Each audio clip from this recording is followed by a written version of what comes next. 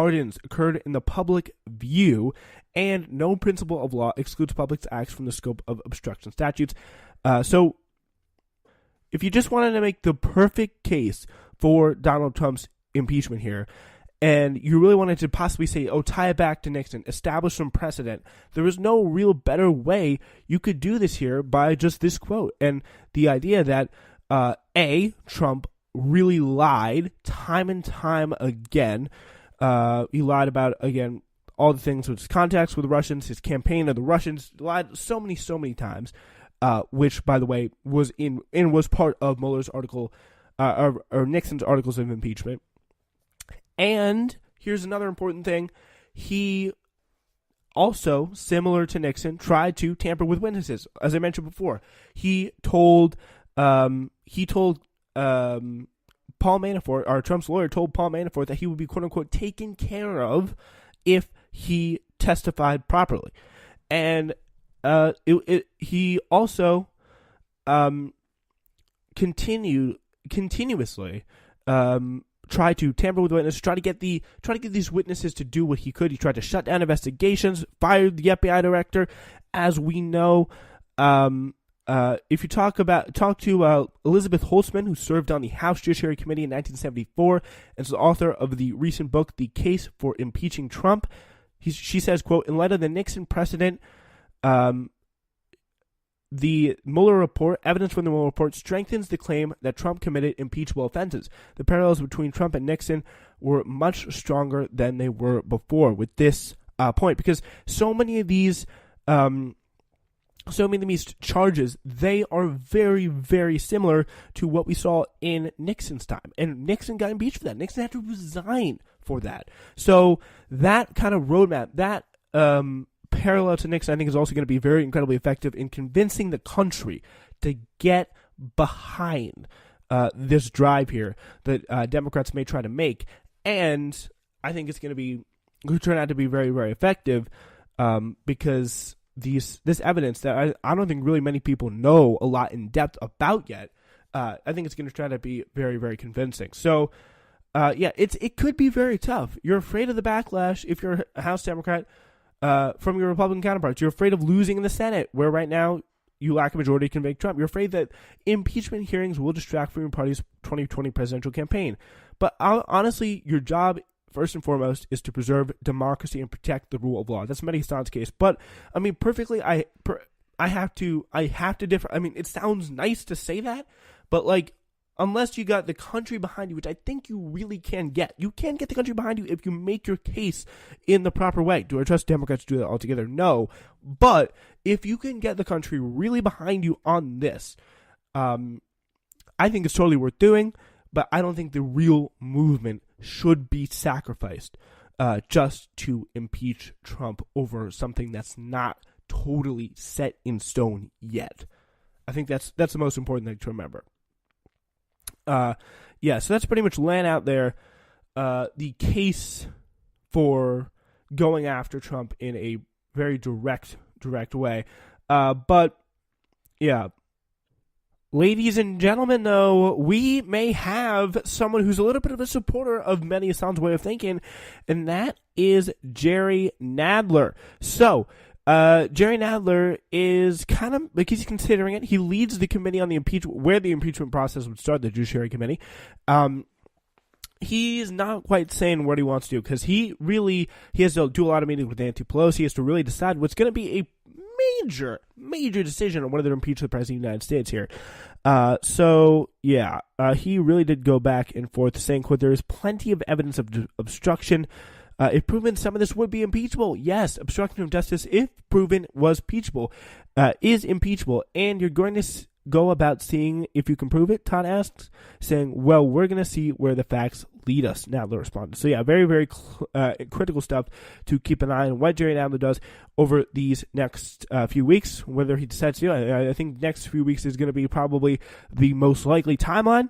And yeah, so that's what we know about that so far. But yeah, we're going to keep an eye on that for you, what he has to do. So stay tuned with that. But another interesting angle to this is presented by Mehdi Hasan's colleague in The Intercept, Glenn Greenwald. And he writes about Robert Mueller obliterating Trump-Russia conspiracy theories. And what he's really saying is, he's saying these questions have been answered, and he's proven right. Like, we've gotten the conclusions we wanted, and yeah, that's it. The conclusions have come in for him. The two-pronged conspiracy theory that has dominated U.S. political discourse for almost 3 years, that one, Trump and his family and his campaign conspired or coordinated with Russia to interfere in the 2016 election, and two, Trump's beholden to Russian President Vladimir Putin, was not merely rejected today by the final report of the special counsel Robert Mueller, it was obliterated in an undeniable and definitive manner. So, you know what, actually, honestly, I'm really curious about this, because what he's saying is Trump is beholden to Russian President Vladimir Putin. Like, this is the second part of his conspiracy theory. The first part, Trump and his family conspired or coordinated with Russia to interfere in the 2016 election. And his campaign. I don't know really how many people believe that. Like, there is a large portion of people watching MSNBC. Like, and I know, like, my parents, like, who are, they follow this. They're both pretty liberal people. They watch MSNBC, and I'm really wondering if what they thought about this, because I get the sense, and I mean, Glenn Bradford, he watches MSNBC. He's a contributor to the show, one of the first people on the show we've ever had. I'm not sure he thought that Trump was, and I do agree with his coordination. Like, there's a difference between the stuff that Mehdi Hassan was talking about the obstruction of justice, and that's very valid. We're saying this is also very valid as well. Like, these conclusions, I think they have been answered. Trump's not an agent of the Russian government, and his campaign didn't help. I don't think really that many liberals thought he was the Manchurian candidate. Don't think really a lot of journalists also did, which is something, if you follow Glenn on Twitter, he would have you believe the opposite. But I'm going to see if this experiment works. I don't know. I think it'd be very interesting to see, like, what those liberals think and how it could be, like, possible that they kind of got influenced by liberal media, such as, like, New York Times, MSNBC, and, like, the fact that didn't work. But I think the clear thing we all really know is this was rejected out of hand by Robert Mueller, undeniably and definitively. The key fact is that Mueller, contrary to weeks of false media claims, did not issue a narrow, cramped, legalistic finding that there was insufficient evidence to indict Trump associates for conspiring with Russia and then proving their guilt beyond a reasonable doubt. That would have been devastating enough to those who spent the last 2 years or more misleading people to believe the conspiracy convictions of Trump's closest aides and family members were inevitable, but his mandate was much broader than that, to state what did or did not happen. That's precisely what he did. Mueller, in addition to concluding that evidence was insufficient to charge any American with crimes relating to Russian election interference, also stated emphatically in numerous instances there was no evidence, not merely of an insufficient, not merely that there was insufficient evidence to obtain a criminal conviction, that the key prongs of this 3-year-old conspiracy actually happen.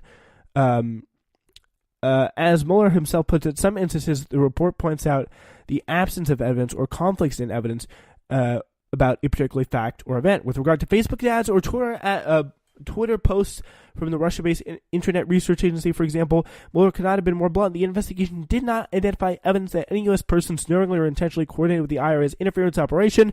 Not that this exoneration includes not only Trump campaign, but all Americans in general. It's a pretty big deal. So yeah, like those kind of things, like those bombshells, were not all true. So Mueller said that, like, for example, Trump's meetings with Russian Ambassador Sergei Kislyak were brief, public, and non-substantive. Concerning the geopolitical platform change regarding Ukraine, Mueller wrote that the evidence does not establish that one campaign's official's effort to dilute a portion of the Republican platform was undertaken at the behest of candidate Trump or Russia, and the further noted that such a change was consistent with Trump's public stated foreign policy view when shared by Obama, by the way, to avoid provoking gratuitous conflict with the Kremlin over arming Ukrainians, which was a good thing. It was literally a good thing that he did not do that. Like it's a good thing that he changed that platform because it avoided war. So that is an important context to bring to all this. When we talk about impeachment, we need to remember that no more of this Russia agent stuff should be allowed to continue because it's dangerous and just makes the left in general look stupid.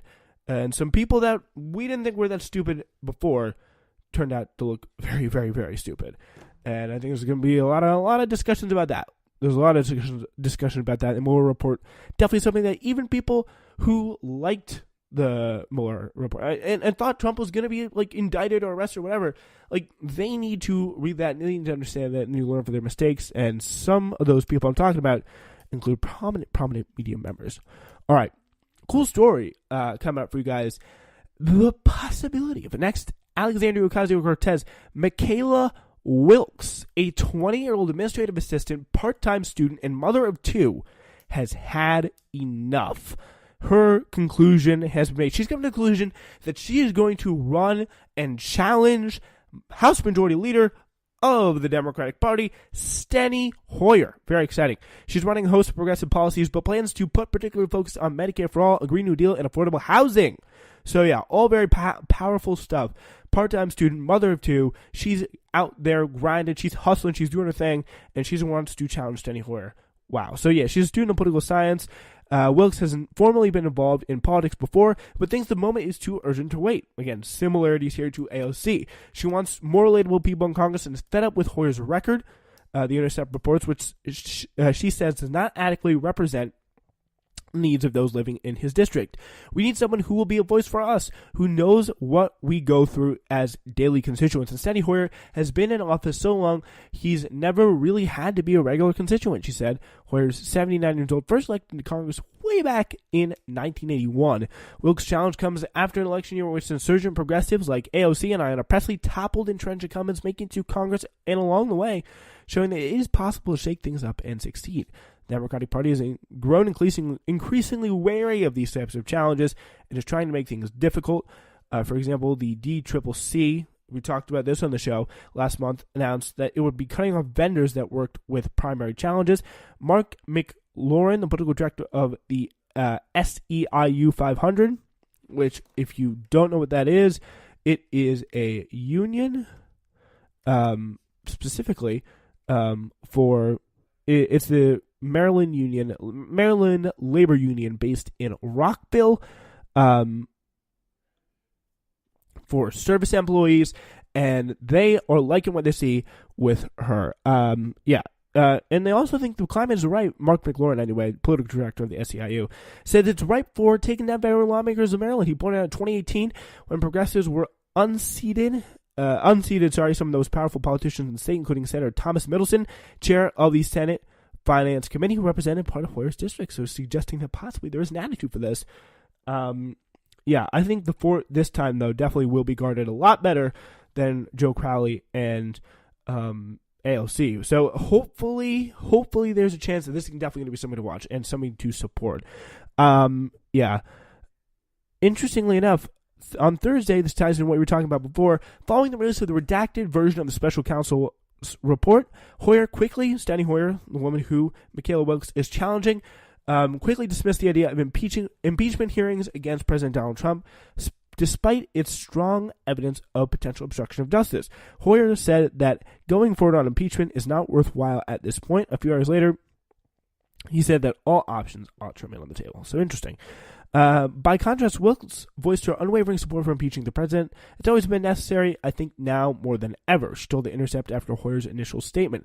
Wilkes' campaign is getting off the ground. She's planning a kickoff event in the end of May, and obviously, we wish her the best of luck. So yeah, she's trying to raise $25,000 by the end of the month. Hoyer's not faced a serious primary challenger in years.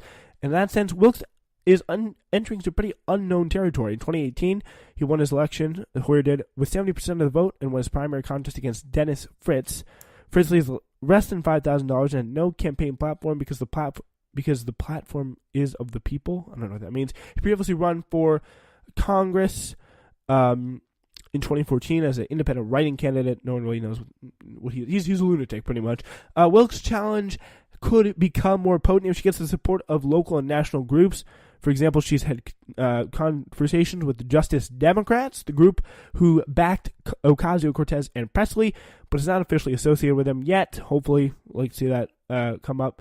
Evan Weber, the political director of the Sunrise Movement, that youth-led group that helped put the Green New Deal on the map, recently reached out as well. They protested in Pelosi's, McConnell's office, Dianne Feinstein's office, memorably.